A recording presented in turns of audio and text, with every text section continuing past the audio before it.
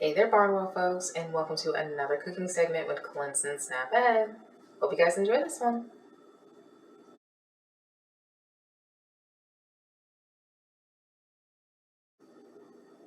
Alright guys, so today what we're going to be doing is essentially our garlic parmesan encrusted chicken, as well as our cheesy noodles, okay? And so we're going to be making this from scratch on the stovetop. It's going to be simple, quick, easy, and a great way to get in a nice filling meal without having to spend 2, 3, 4 hours in the kitchen. Alright, so let's get started. First things first is we want to go ahead and prepare our base for our chicken. Okay, now we're using lean meats. All right, so lean chicken breast, not a whole lot of fat, but still a whole lot of flavor. Now, of course, we're going to go ahead and mince our garlic just like the last time. We're going to go ahead and get these peels off of our garlic.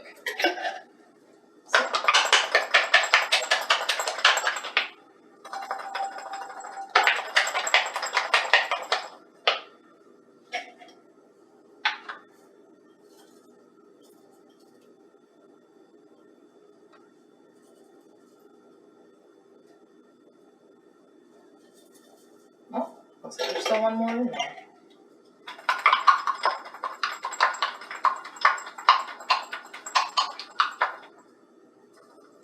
There it goes. All right.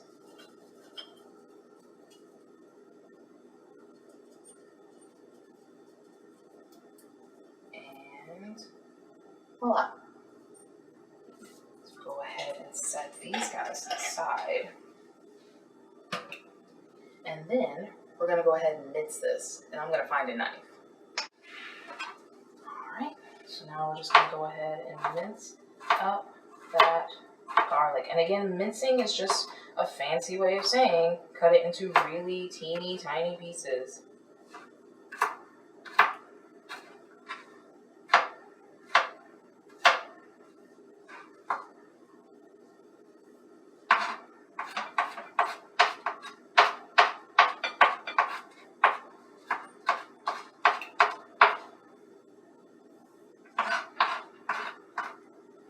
Right, and that's fresh garlic. You can use garlic powder, but obviously garlic powder isn't as fresh as fresh garlic. So you're going to need to use maybe half a teaspoon or so of garlic powder to really get that punch. Really just depends on how much garlic you enjoy tasting. If you're not a huge fan, 1/4 teaspoon should be enough. If you're a huge fan, then half a teaspoon. That's really going to give you that garlicky punch.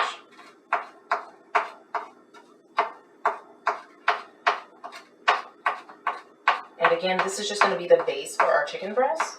So we're going to have our olive oil as well as our fresh garlic nice and minced up and mixed together. So once we get through cutting up our chicken breast, we're just going to lay it in the oil, get it ready, and then we'll do our breadcrumb Parmesan mix with our herbs like basil, and then as well as black pepper.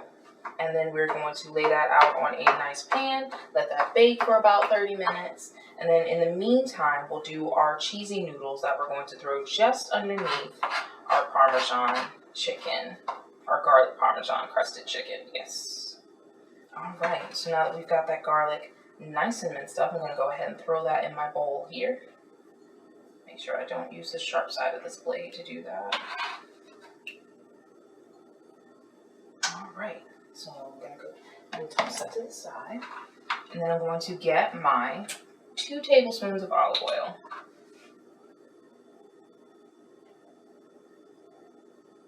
That's 1.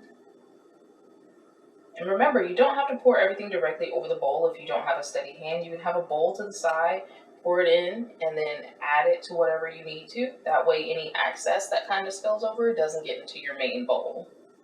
All right. So there's 2 of those. And I have a pot boiling in the background, just preparing my noodles for us.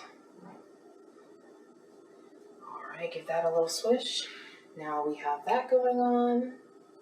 And that is ready for our chicken breast. So we're going to go ahead and cut up our chicken breast, all right? And I want to emphasize that some chicken breasts, when you get them from the grocery store, come a little thick. in certain areas. And so what we want to do is we want to slice this breast in half, remove some of the excess fat, and we want to slice this breast in half so that we can create a nice flat, even surface. A, that's going to make it easier for our breadcrumbs to stick to, and B, it's going to cook at the same rate all the way through. And so we want to go ahead and do that. We don't want just one giant chicken breast.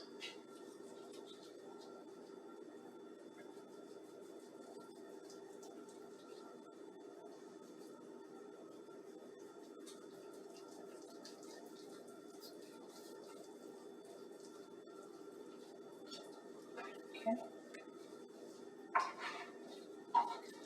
All right. Go ahead and make sure this one has all the excess trimmings removed from it. Nice, even, flat surface. Get rid of some of this.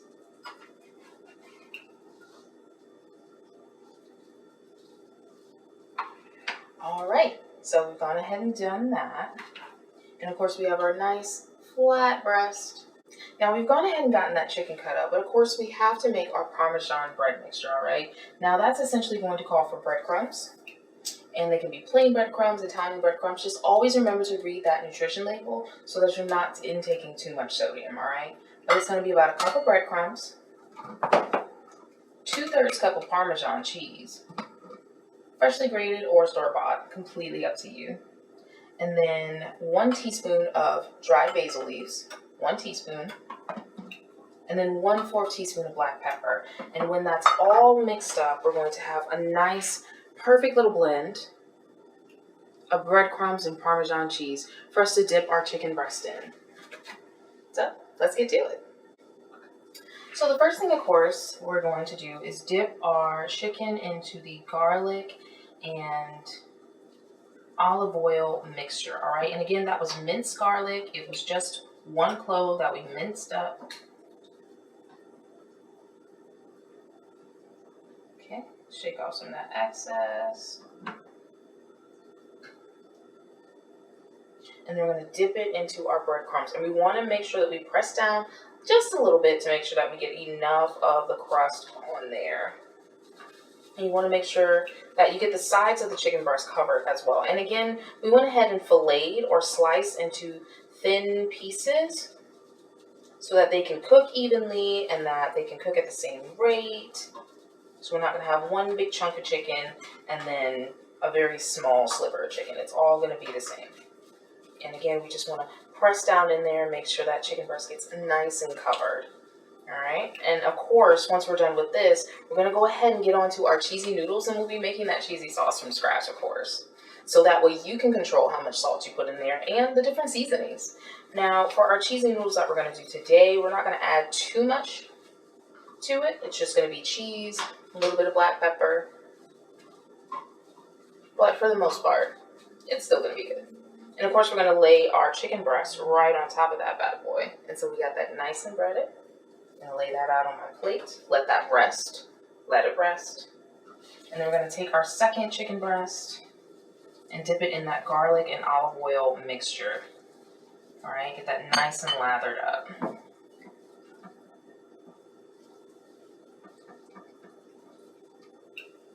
right, make sure to get also that excess so it's not dripping everywhere when you move it. And then lay it in that Parmesan and bread crust mixture. Make sure to press firmly and to get the breadcrumbs on the edges of the chicken because you don't want bare edges.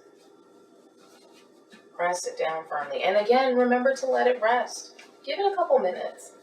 Otherwise, all those breadcrumbs are just going to fall off. Same thing with fried chicken. But that's another meal for another day.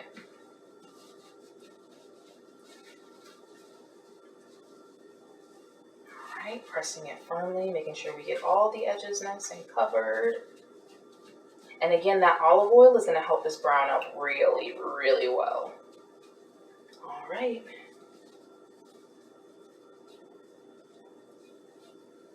And if I can show you really quick. That is one well-breaded piece of chicken. So I'm going to go ahead and lay this down and let it rest. All right. We're just going to go ahead and remove my gloves here. I like using gloves because it allows me to jump over to different things in the kitchen if there's an emergency, say maybe a pot's boiling over and I'm just too busy talking to notice.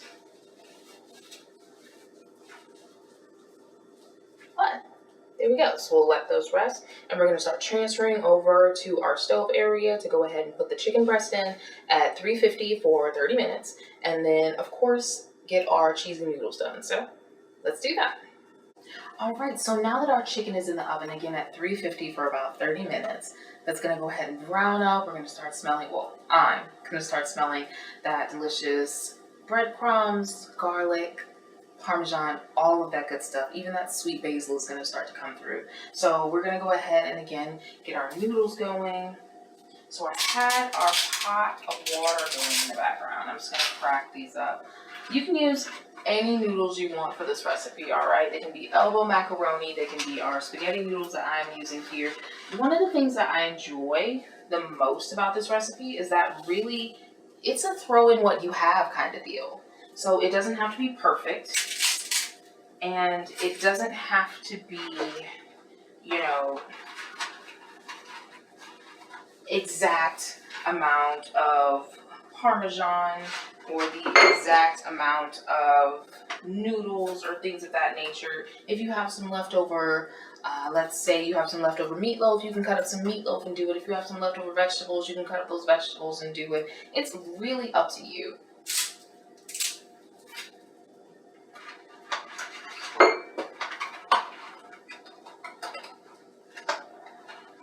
So I love it. Now we've gone ahead and got our noodles onto the stove. Now we're gonna go ahead and start setting up our roux. Now a roux is just a mixture of butter and flour, and it is just the base for any type of sauce. More so for gravies, but for this one we're gonna be using it to make our macaroni and cheese, all right? So our cheesy noodles in this case. Now I need about a tablespoon and a half of unsalted butter, because again, we're controlling how much butter we put into this, all right? We're not letting anyone else dictate that for us. We're controlling how much salt we put in this. So again, 1.5 tablespoons of unsalted butter, and we're just gonna go ahead and let that melt. All right, so we've gone ahead and got our butter nice and melted in that pot, all right? So the next thing we're gonna do is I'm just gonna move that off the stove really quick because I don't wanna burn that butter. I'm gonna go ahead and get 2 tablespoons of our all-purpose flour, because remember, we're setting this up to make a sauce, all right?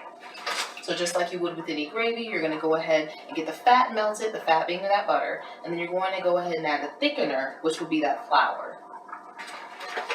Setting up the base, so I'm going to use 2 tablespoons of all-purpose flour. So that's 1 tablespoon.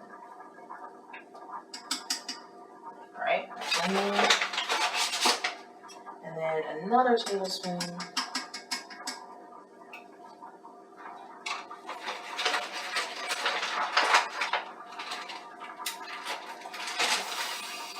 Squeeze it out of there.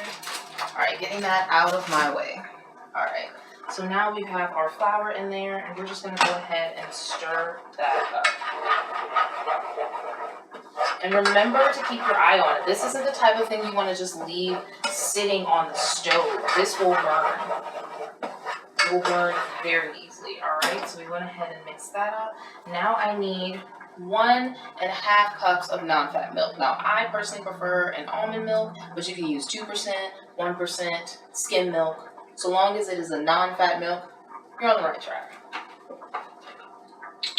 So 1.5 cups of milk.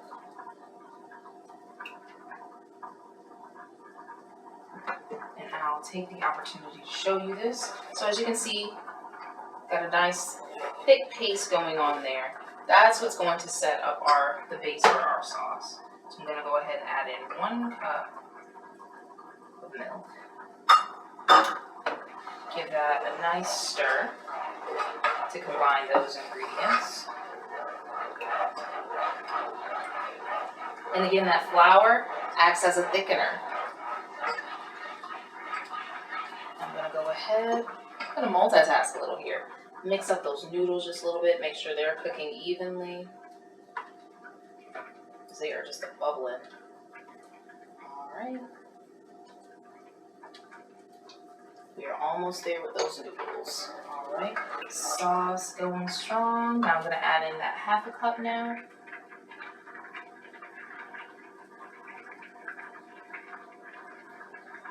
Alright.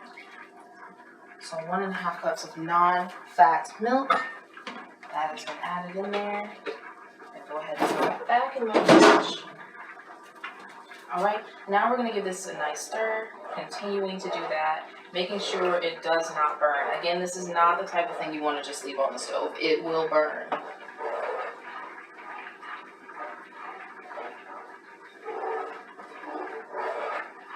Alright everyone, so as you can see, I kind of switched our roux to a different pan because I figured it'd be a little bit easier for you to see it this way. And so we've got a nice creamy base going, alright? And that's how thick you want that bad boy to be.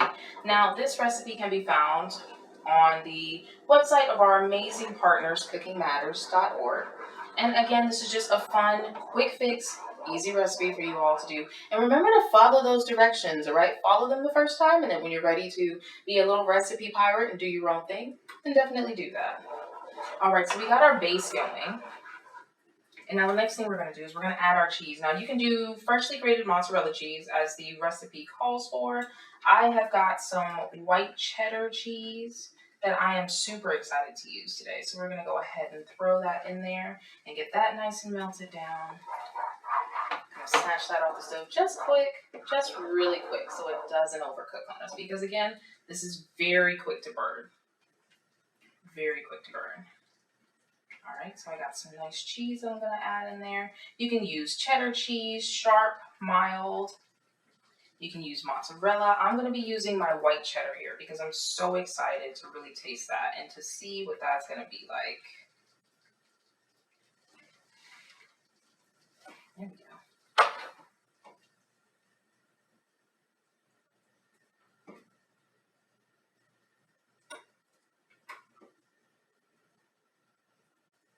Alright everyone, so I've got a nice ooey gooey cheese sauce going on here, and that's really what we want. Now, of course, we don't just want just a plain old cheese sauce. We're going to go ahead and add just a wee bit of salt and pepper into this just to boost that flavor up. Again, you can add different herbs and spices if you are just not into adding, black pepper, salt. Again, we're keeping it simple today. So we're just going to add 1/2 teaspoon of black pepper. Sprinkle that in there. And then about 1/2 teaspoon of salt, right?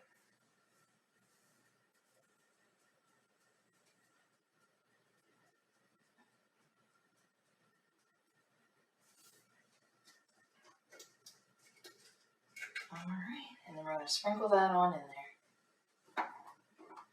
there. And now I'm just going to give that a nice little mix in there. Our ooey gooey cheese mix. Now, as you can see, I'm kind of holding this up a little bit because I really don't want this to burn. This is a very light sauce. All right, and I'm going to go ahead and turn the stove down so we can add in our noodles. Nice ooey gooey cheesy sauce. And then we're going to go ahead and we're going to add in our noodles, which I've gone ahead and taken off the stove and drained in my strainer. If you don't have a strainer, feel free to use some oven mitts and, well, I won't tell you that. I'll edit that out later. That's not the right people to do things they shouldn't do. Alright, so I'm going to go ahead and add my noodles in there. Get that nice and turned over in that sauce. Super cheesy goodness.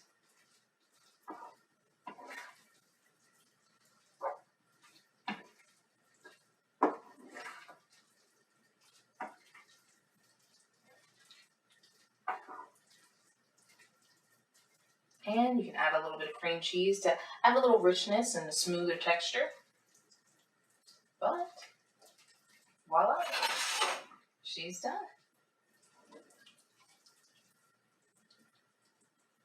Super creamy, cheesy noodles. And it sounds like our chicken's ready, so I'll go ahead and grab that out the oven. All right, everyone, so we are here with the finished product now, and I have our crusted Parmesan chicken. See if we can get that on screen. Crusted Parmesan chicken with our fresh parsley covered cheesy noodles. So white cheddar cheesy noodles. So super yummy, super delicious. And I'm gonna go ahead and grab a knife and fork from somewhere and dig into this because of course you know I can't make a dish for you without trying it on screen to let you know just how good it is. So 1 second.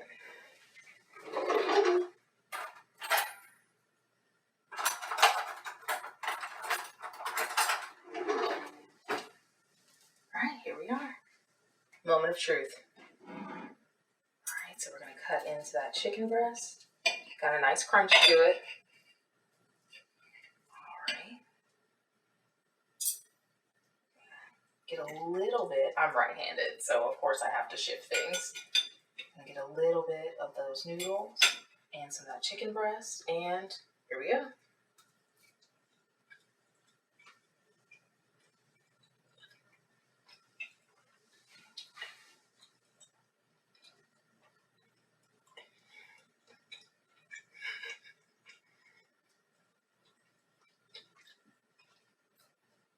So listen, first we get the impact from the super cheesy cheddary noodles. They are sweet because of that cheese. They have a nice buttery, warm taste to them. They're cheesy, ooey gooey, perfect. And then of course we have that crunch from the breadcrumbs, so that adds a completely different texture. Of course we have the garlic from that olive oil and the garlic that we had in there, so that's another added punch. And then right beneath there we have a bit of that sweetness from that basil as well. So we have the buttery warmth of the cheesy noodles with that white cheddar. Again, you can use mozzarella, sharp, mild cheddar cheese, whichever cheese that you like. Of course we recommend the mozzarella because if you make it with skim milk, it's a little healthier for you and because it has less fat. So essentially, we have the crunch from that chicken and the pow from the garlic, the basil, all that good stuff, and that black pepper just kind of sits subtly in there as well. So I do truly, truly do hope that you try this meal and that you enjoy it. And I will see you in the next video when we make another quick and easy fix meal with Clemson SNAP Education in partnership with Generations Unlimited. Thank you so much for watching. Bye, guys.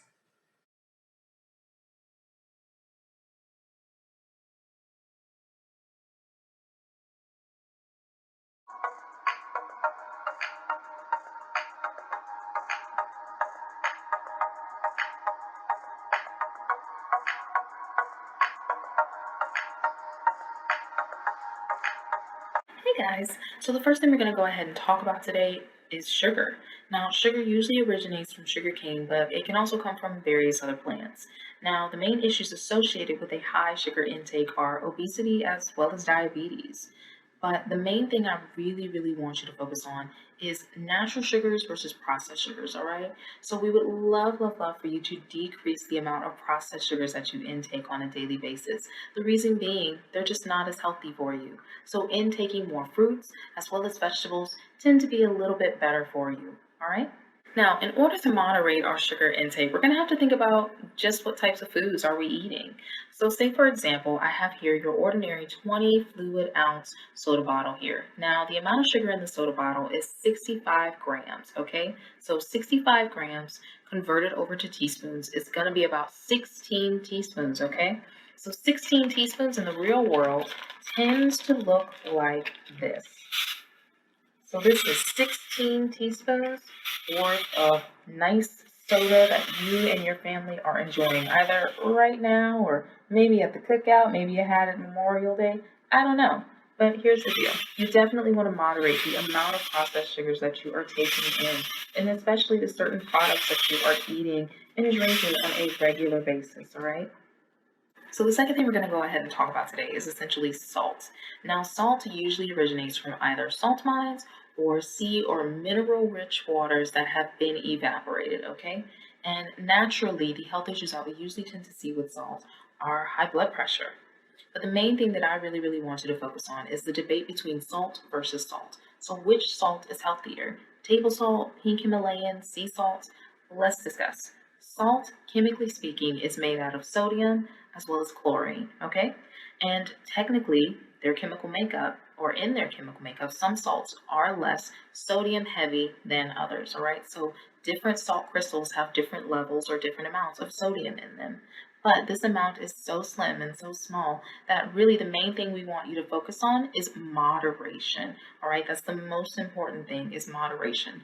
So at the end of this debate, the answer really is salt is salt is salt. You need to focus on moderating the amount of salt that you're taking in, no matter what it is, so that you are keeping yourself as healthy as possible for your individual needs. So the next thing you're probably going to ask is essentially how much salt is too much salt? Well, in order for your body to go through its daily processes, say digesting or even creating energy, you are going to need just a little bit of sodium, okay?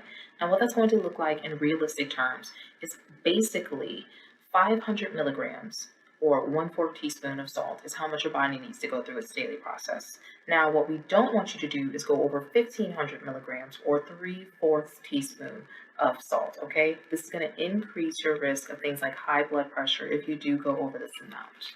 Now, to end this segment, I'm going to go ahead and leave you with our 4 tips for moderation, okay? So increase that fruit and veggie intake. Switch over from whole milk to low fat milk. Increase your spice and herb usage in the kitchen, all right? So don't add on a whole bunch of salt onto your plate. And then lastly, just go ahead and choose no salt added or low sodium processed foods, all right? Thank you so much for joining me, and I hope you all had a great time. Have a great day. Bye, guys.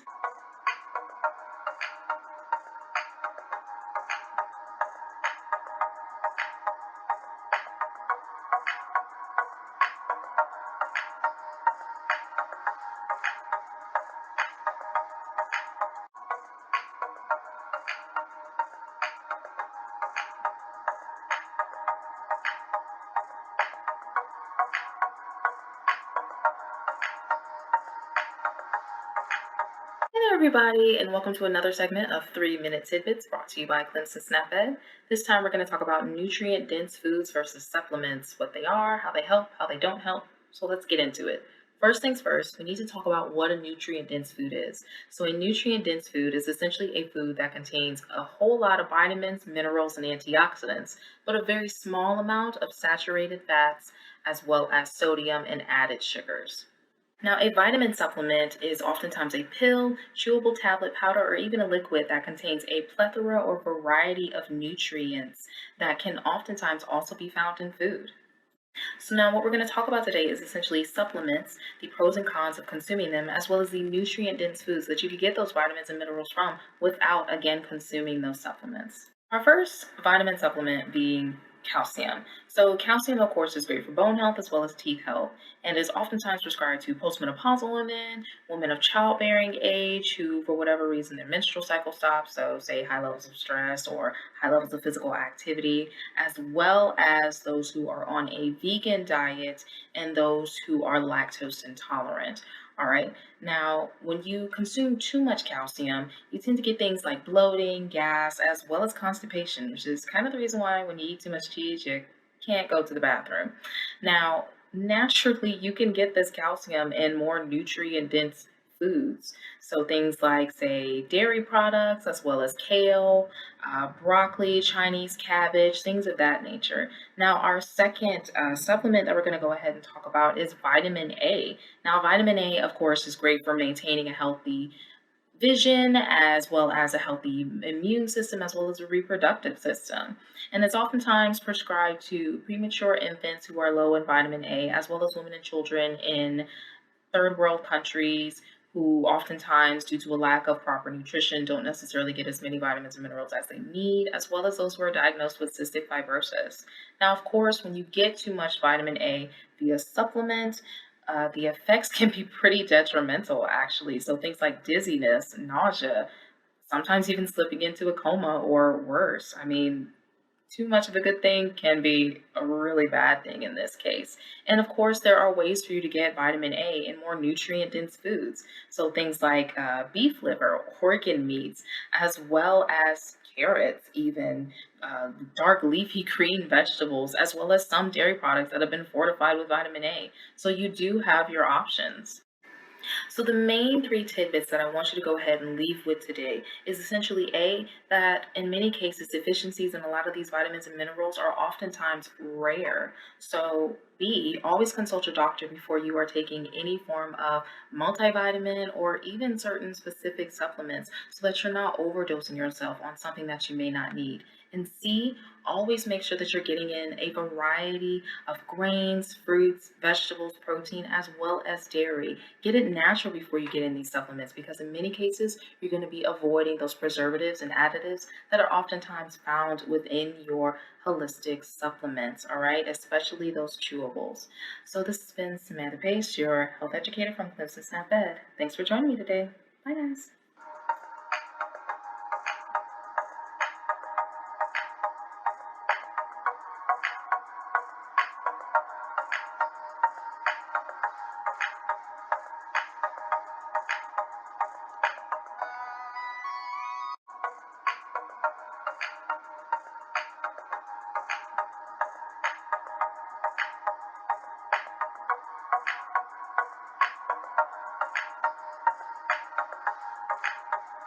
Hey there, and welcome to another week of 3-Minute Tidbits brought to you by Clemson SNAP-ED. This time we're going to be talking about food preparation, so stay tuned.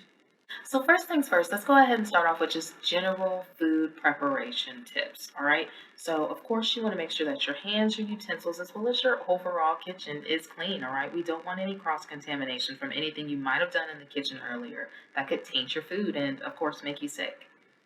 Next thing to remember is to keep your raw and your cooked foods separate at all times, all right? So whether that's in the fridge, separating them on the different shelves, or even when you're preparing your food. So using separate cutting boards for your fruits and vegetables versus your protein foods, all right? Now, what this is going to do is to make sure that you are not cross-contaminating, okay? So making sure that the E. coli that you can sometimes find in your leafy greens doesn't get on your cooked chicken, or vice versa, your uncooked chicken that may or may not have salmonella doesn't get on your leafy greens when you're making that salad. Now, the next thing in the food preparation process that we want to go ahead and discuss is the thawing process. Unless you just have fresh cut meat lying around everywhere, we do need to discuss this. So you got three options, either thawing it out in the fridge, thawing it out via microwave using the lower defrost setting so you're not cooking it while you're defrosting it, and then of course thawing it out by submerging it under running water, okay? Now if you're using the microwave or the running water techniques, you always want to cook it immediately afterwards. If you are using the fridge technique, so long as you don't take it out and leave it on the countertop or anything like that during the process, you can always, if you change your mind, put it right back into the freezer. Of course, you always have the option of taking it straight from the freezer and throwing it right into the oven, but that's only for certain food products, so always, always, always read the directions and follow them. Now, the next thing we want to talk about is freezer burn. Now, freezer burn isn't necessarily a bad thing when you see it on your food products. Just know that it, of course, can change the quality of your food. So say maybe it'll change the taste, make it a little duller, or it'll change the color a little bit. But again, that doesn't necessarily mean that your food is unsafe to eat. In order to check that out or to test that, you want to go ahead and make sure that it passes your senses test, all right? So is it smelly? Does it smell spoiled? Is it slimy or sticky to the touch? Or does it look like it has mold or something growing on it? Definitely make sure it passes your senses test before you cook or consume any food product. So the last thing we want to go ahead and talk about before we end this particular video segment is essentially cooking and heating your food, or more specifically, what temperature to bring things like poultry and ground meats to in order to reduce your chances for food poisoning. So let's go ahead and see.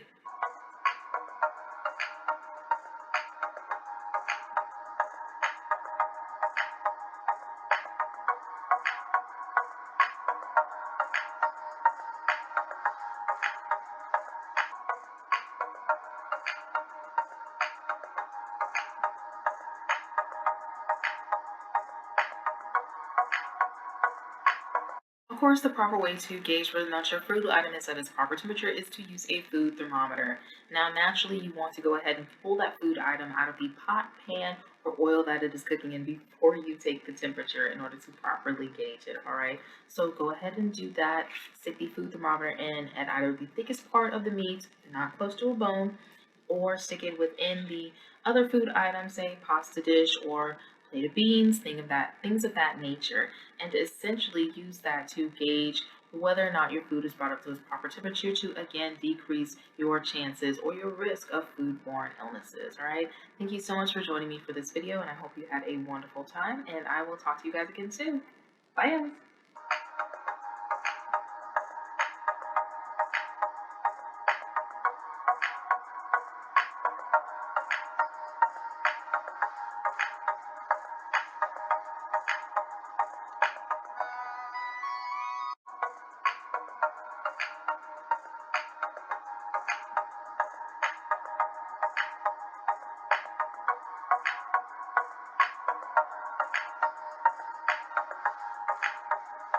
Hey everyone, and welcome back for another segment of 3-Minute Tidbits brought to you by Clemson SNAP-ED program.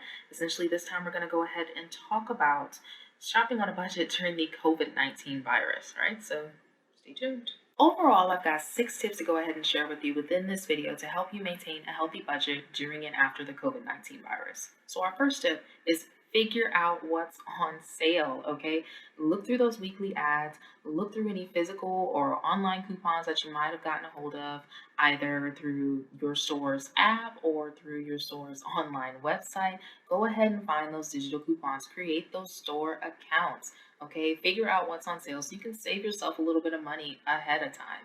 Second tip is go ahead and find some recipes that go along with those food items that are on sale. You can match it to whatever cuisine you want to eat, Mexican, Italian, things of that nature. You could match it up to maybe recipes that don't require a whole lot of ingredients. If you're someone who's not huge at cooking in the kitchen, that's okay. There are 3 or 4 ingredient recipes that are healthy and still taste amazing.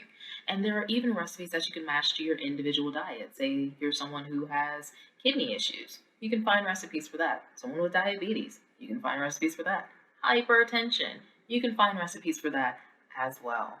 Now, another option for you in terms of saving money is to essentially buy in-season fruits and vegetables, okay? If you can't necessarily get them fresh, go ahead and look at the frozen as well as the canned options as well, because they can oftentimes be cheaper and they just tend to last longer than your fresher fruits and veggies, okay? So that's another tip and pointer for you. Now, getting into tip number 3, create a shopping list and stick to it. I see you out there.